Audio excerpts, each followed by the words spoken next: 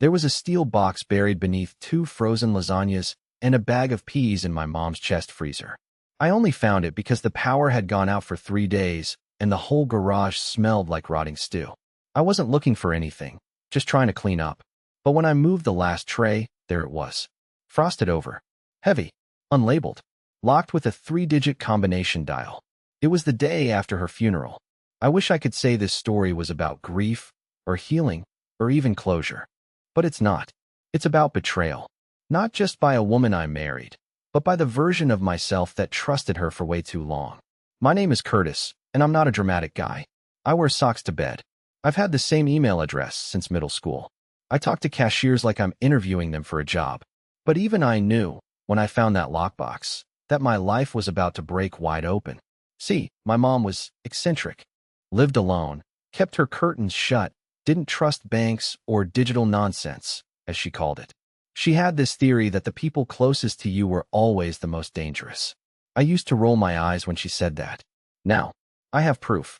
When I finally cracked the box open, I'll tell you how later, I found 2 notarized letters, one addressed to me, the other to the one who thinks she's clever, a USB drive, and a manila envelope marked, in case she tries anything.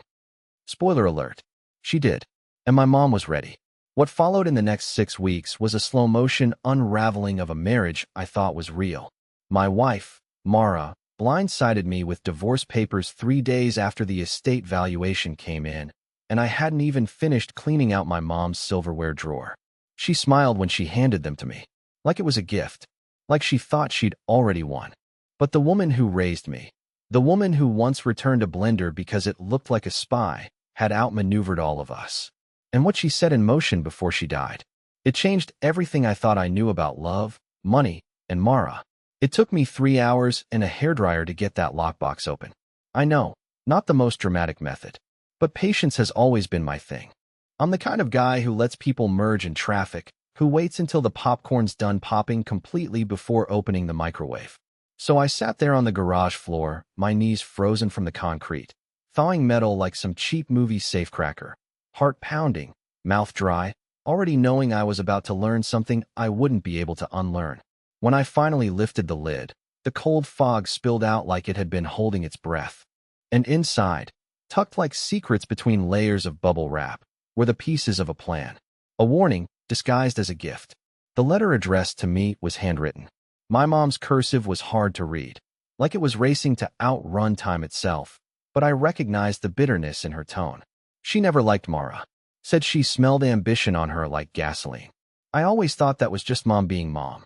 Turns out, she'd been watching, documenting, preparing. Curtis, if you're reading this, she made her move. Good. Let her. Everything you need is on the drive. P.S. I told you to get a prenup. Mom. I didn't know whether to laugh or cry. That was so her. Cold. Blunt. But right. I hadn't told anyone yet. Not even Mara. But the week before my mom died, a property assessor called me. Said she'd been sitting on close to $1. $7 million in antique furnishings, rare jewelry, and war bonds hidden in climate-controlled storage under a false name. All legit. All transferable. All mine. The paperwork had just cleared. And within 72 hours of that, Mara handed me a folder with her signature already scribbled on the front page and a perfectly practiced, "It's not you" face. She said she needed to grow on her own, and that our relationship had run its course. But her eyes didn't match her words. She was scanning my face like she was waiting to see if I'd crack or fight. I didn't. I just nodded, numb, and told her I'd look over it. She had no idea what I had already found. Later that night, after she went to clear her head, read, text her secret burner phone, which I'll get to in part 3, I plugged the USB drive into my laptop. The folder popped open with a quiet ding, and inside were 47 files. Photos, PDFs, screen recordings. The first one stopped me cold. It was a picture of Mara, standing in our backyard. Not recent. I could tell by the old lawn chairs, but the timestamp said it was taken 6 months ago. She was on the phone, looking smug, her hand twirling a necklace I'd never seen before. Zooming in, I saw it, a tiny microphone pinned to the inside of her hoodie. What the hell? The next file was a screen recording of a Zoom call. 2 faces, Mara and a man I didn't recognize, slick back hair, aviators indoors, sleeveless hoodie. The kind of guy who says crypto 5 times in every sentence. The audio was crackly, but clear enough. Mara, he has no clue. His mom died and left a whole fortune in collectibles. I've been waiting for this. Crypto bro. So when's the drop? Mara, soon. I'm giving it a month. I want the estate to settle so it's all liquid. I slammed my laptop shut. My hands were shaking. My heart was doing this weird flutter thing, like it couldn't decide between panic and rage. She'd been planning this. Not just the divorce, the heist. She was treating my mom's death like a payout, a jackpot, a countdown to her personal lottery. I felt sick. But here's where it gets truly insane. That second letter in the lockbox, the one labeled, to the one who thinks she's clever? Yeah, it was addressed to Mara. And my mom had already mailed a copy to our family attorney months ago, sealed, certified, and time-stamped. Mara thought she was 2 steps ahead. But she didn't realize she was walking into a trap built by a dead woman. I didn't sleep that night. I sat at my kitchen table with the laptop open, staring at the frozen frame of Mara's smug face on that Zoom call. The house was quiet, too quiet, except for the soft hum of the refrigerator and Waffles snoring under the table. I remember running my hand through his fur just to remind myself I was still here, still grounded, still real. Because everything else suddenly felt like fiction, like my life had been a story someone else was writing, and I was the fool who never bothered to read ahead. When Mara came home, it was almost 2 in the morning. She smelled like vanilla lotion and someone else's cologne. She looked surprised to see me awake, but masked it quickly with her usual smile, that rehearsed, I'm in control smile. She asked if I was okay. I told her I was just missing my mom. That one line, missing my mom, was all it took. She softened immediately, crossed the room, and hugged me. And I let her. I even buried my face in her shoulder so she wouldn't see my eyes burning with something that wasn't grief anymore. It was fury. Cold, patient, calculated fury. That was the night I decided I wouldn't confront her. Not yet. Instead, I was going to let her think she was winning. Over the next week, I played the part perfectly. I agreed to every amicable divorce suggestion she made. I told her she could take the car, that I'd keep the house since it reminded me of my mom. She pretended to be sympathetic, even tearful at times, but I caught the flickers of greed whenever she looked at my mother's antiques, her eyes darting from the Tiffany lamp to the framed war bonds like she was already mentally itemizing them. Meanwhile, I started preparing. My mom's lawyer, Mr. Heller, an old, gray man who spoke in half sentences and smelled like paper, called me in for a private meeting. When I told him about the USB, he didn't look surprised, just nodded and said, she always was a step ahead, that woman. Turns out, my mom had quietly transferred ownership of everything into a family trust 6 months before she passed. A trust that excluded spouses by marriage unless they had been married for more than 10 years. Mara and I had been married for 6 years and 8 months. In other words, she was legally entitled to nothing. Mr. Heller told me not to reveal anything, to play dumb, while they finalized the paperwork. So that's what I did. I acted broken, distracted, pitiful, the perfect version of me that Mara liked best. The one who apologized for everything. The one she underestimated. She started packing her things slowly, which I found insulting. Like she wanted to savor it. Every night, she'd move something new into her suitcase. A framed photo, a few designer outfits, a watch she once said was too expensive to wear. And each night, after she fell asleep, I'd take notes, recording what she took, when, and where she put it. I didn't know why I was keeping track at first, but something told me I might need proof later. Then came the phone call that changed everything. It was a Wednesday morning. She was in the shower. Her phone was buzzing on the counter, and I swear I wasn't even trying to snoop, but the name flashing on the screen made my stomach drop. Dante, fire, fire, fire. The emoji said it all. I didn't answer, but I took a picture of the screen. Then I scrolled through her messages. What I found didn't even feel real. Dante wasn't just some fling. He was her partner. And they'd been planning this together for almost a year. There were messages about liquidating assets, timing the papers, and this one made my blood run cold, getting Curtis to sign off before the trust gets locked. She was trying to beat a deadline she didn't even understand existed.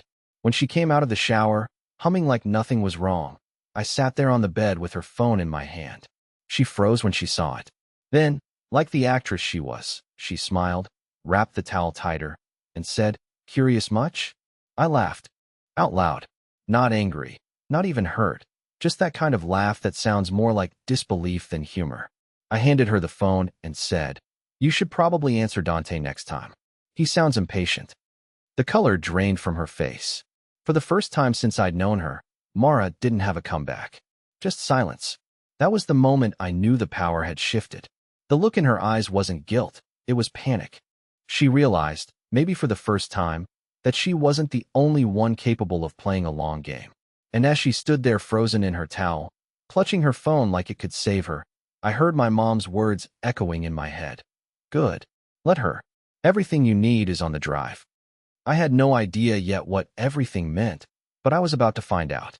Because hidden among those files was one last video that would make Mara's entire world collapse. And it would come from the one person she never suspected was watching her the whole time. After Mara's face drained of color, she went quiet for almost an entire day.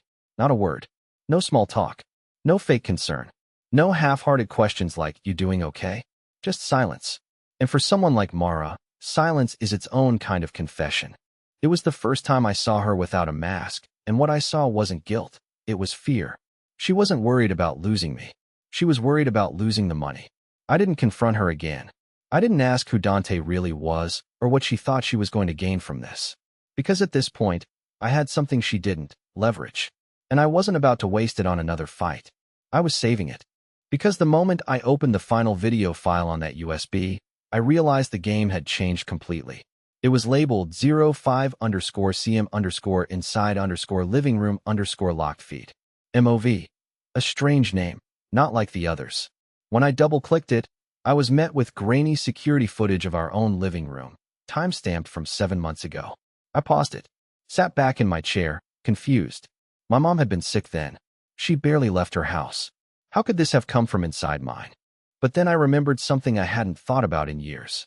2 summers ago, after a break-in happened 3 blocks away, my mom offered to install a discreet little camera in the house, just in case.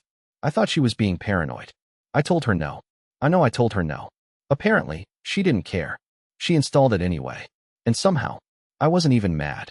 The video showed Mara alone in the living room.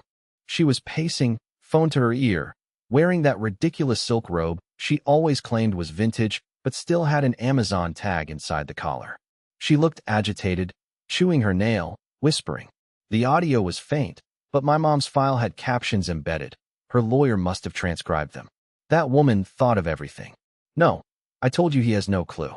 He thinks I'm still helping his mom manage the estate." "Yes, once the estate clears, I'll file. He's too soft. He'll cave." God, I can't wait to be done pretending I care about that dog. It stinks. I paused it. That part hit me harder than I expected. Waffles had been mine since college. He wasn't just a dog. He was my anchor when my dad died, when I flunked out of school, when I met Mara. She used to say he grew on her. I guess she meant like mold. I pressed play again.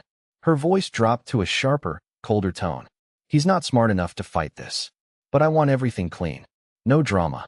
I've spent too long acting like I give a crap about dusty furniture and that woman's creepy war bonds." Right then and there, something inside me snapped. You ever reach a point where the betrayal is so deep, so intentional, that it stops hurting and just starts clarifying? That was me. My chest didn't ache. My hands weren't shaking. I was calm. Because finally, I saw her for what she truly was. Not just a liar. Not just greedy. But cruel.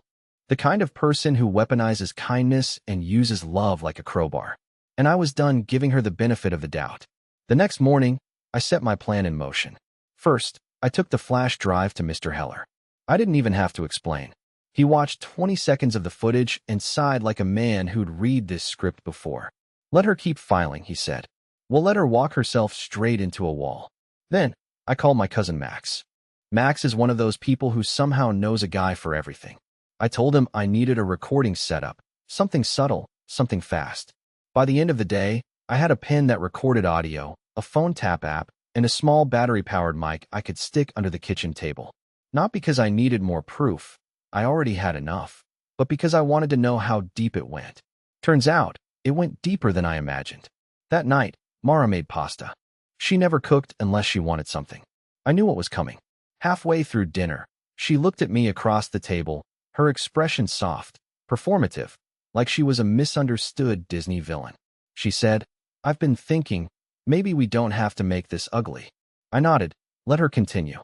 "I mean, we both loved your mom in our own ways," she said, twisting her fork with fake sadness. "And if we could come to an agreement about the estate, something fair, something quiet, maybe we could avoid court altogether." There it was. Her play.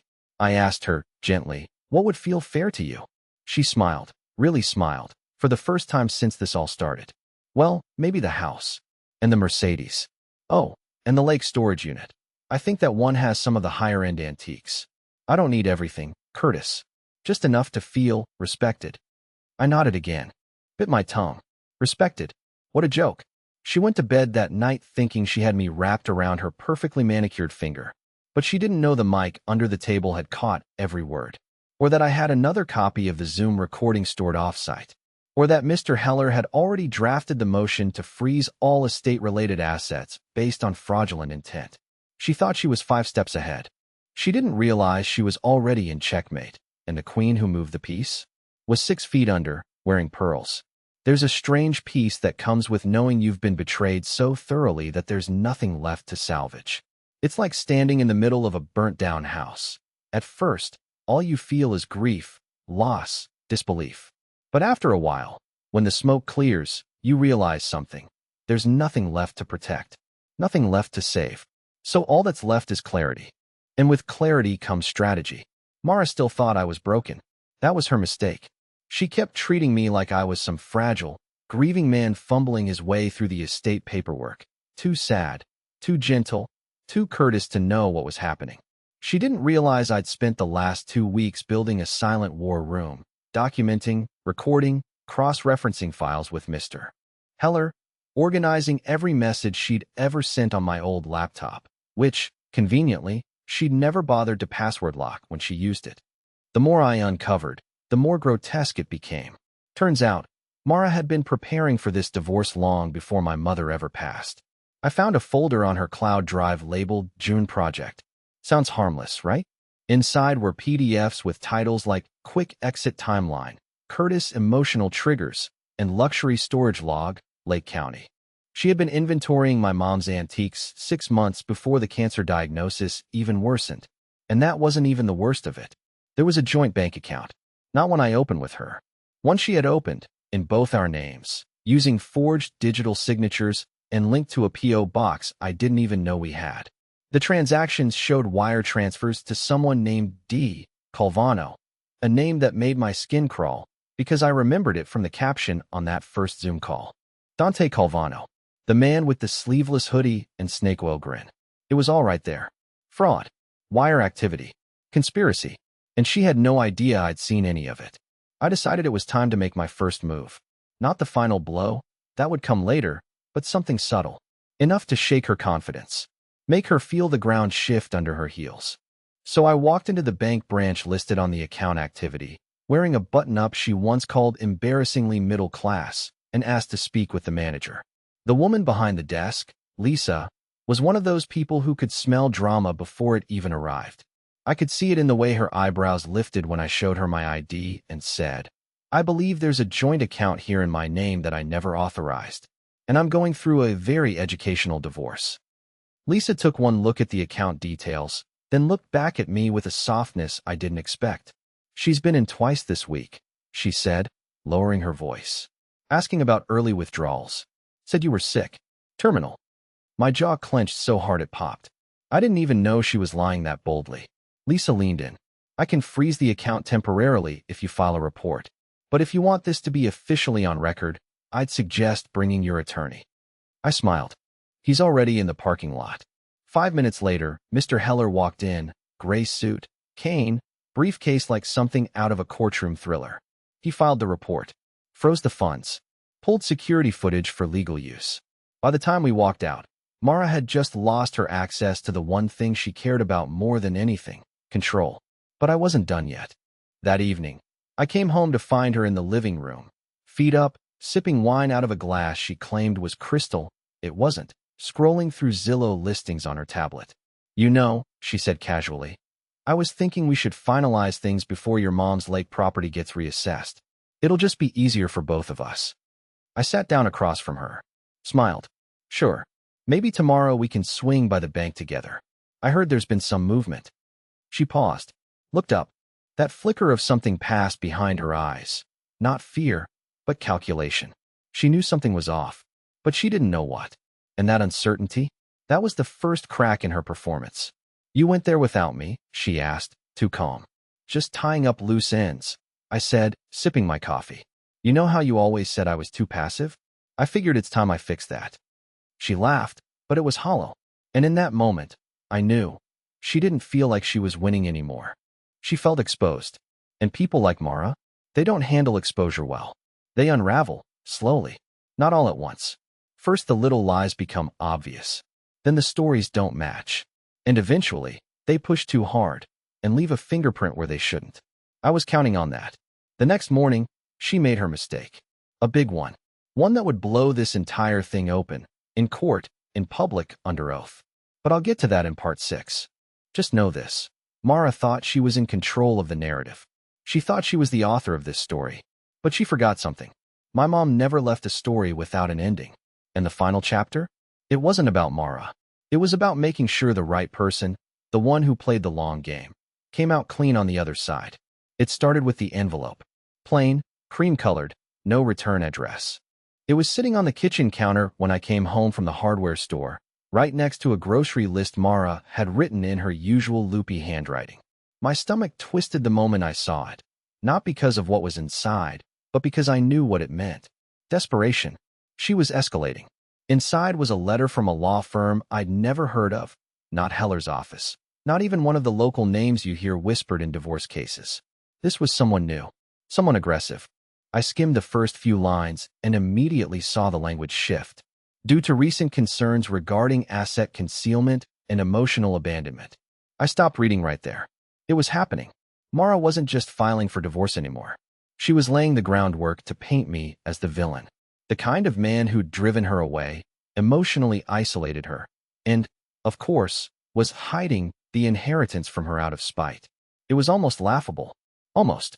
But what she didn't realize, what made this next part so satisfying, was that Mr. Heller and I had already filed our own motion 2 days earlier. A formal asset protection petition with notarized statements, timeline evidence, digital logs, audio recordings, and a sealed affidavit from my mother, recorded the month before she passed. It was cold, clinical, and absolutely devastating to Mara's position. Still, she wasn't backing down. That same night, she tried something bold. She came into the living room while I was watching TV, her face drawn but oddly calm. She sat beside me, not saying a word for a few seconds, like she was trying to rehearse the lines in her head. Then she said, I just want you to know I never wanted it to end like this. I muted the TV. I'm sure you didn't. I replied, not looking at her. She exhaled like she was in a therapy session, clasped her hands together, and leaned forward like she was trying to give me one last chance to fold. We can still fix this, she said. If we just agree to a clean 50-50 split, walk away like adults, we both win.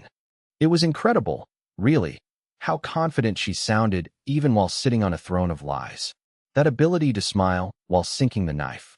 I almost admired the performance. But I'd already set the next act in motion.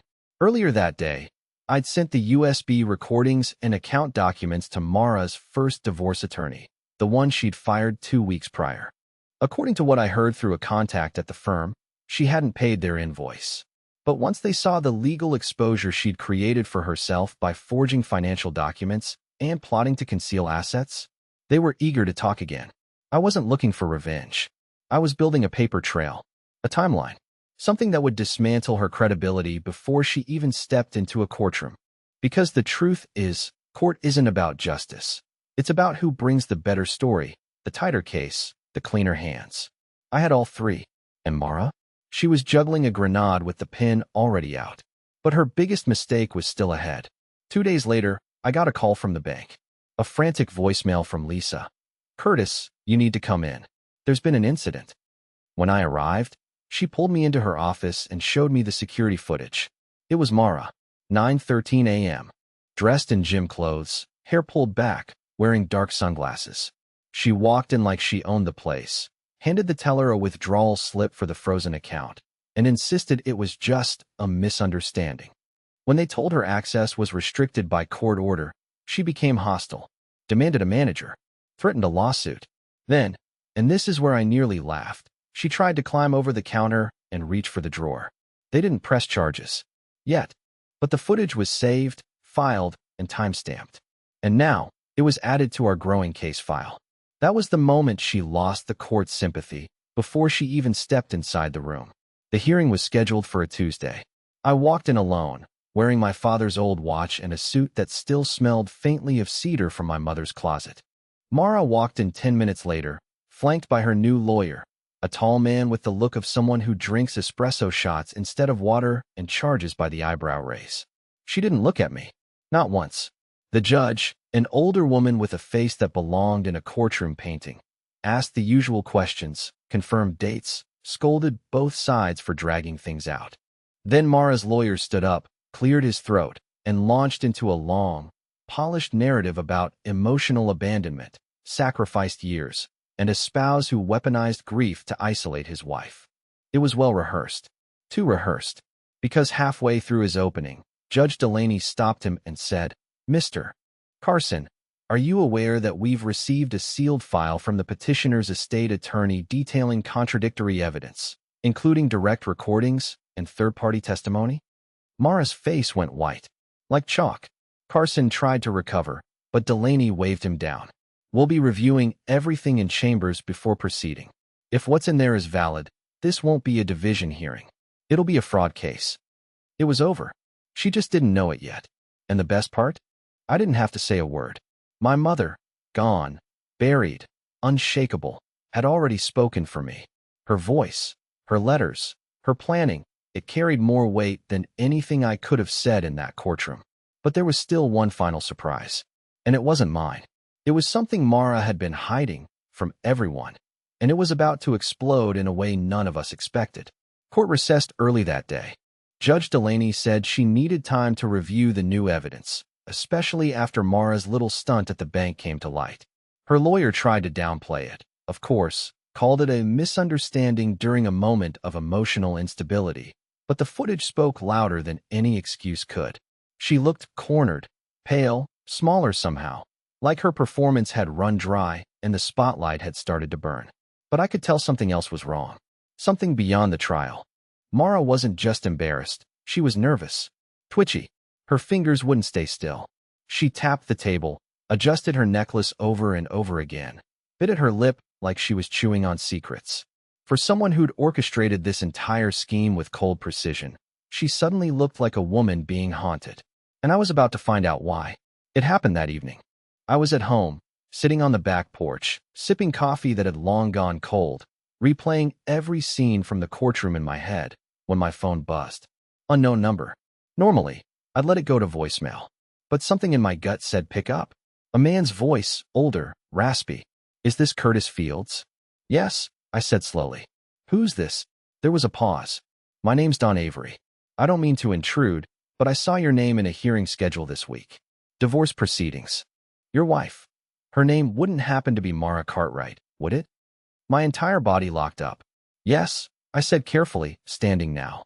"Why?" Another pause. Then, "I think you and I have something in common. Or rather, someone. I believe Mara is also married to my son." I didn't speak. Couldn't. The words landed like bricks, one after the other. "Married."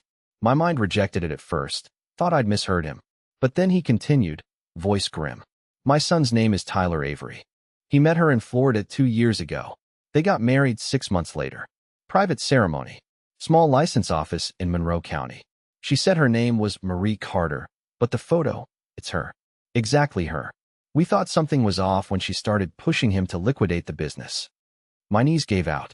I sank into the porch chair like the air had been ripped from my lungs. "Are you absolutely sure?" I asked, the words barely escaping. "She disappeared 6 months ago," he said, his voice tight. "Wiped his accounts, took his car, never showed up to the divorce filing. My son's been trying to track her through a private investigator. That's how we found your name." She used your address as her emergency contact, under a different name. I was dizzy, sick. The world started spinning, not from rage this time, but from a kind of existential nausea. Because this wasn't just betrayal. This was identity theft, fraud, bigamy. She hadn't just lied to me. She had another life, another husband, and she was trying to clean both of us out at the same time. I asked Don to send me what he had. He did. The marriage license, the photo from the courthouse, Mara in a floral dress, holding a bouquet, standing beside a tall man I'd never seen before. She looked younger, happier, like she actually meant it. Or maybe that was just another costume she put on for the occasion. I sent the files to Mr. Heller immediately. His reply was simple. Everything changes. We go federal.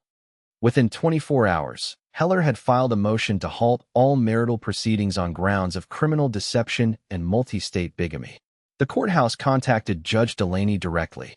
The case was frozen. Mara was served with an official notice at her lawyer's office.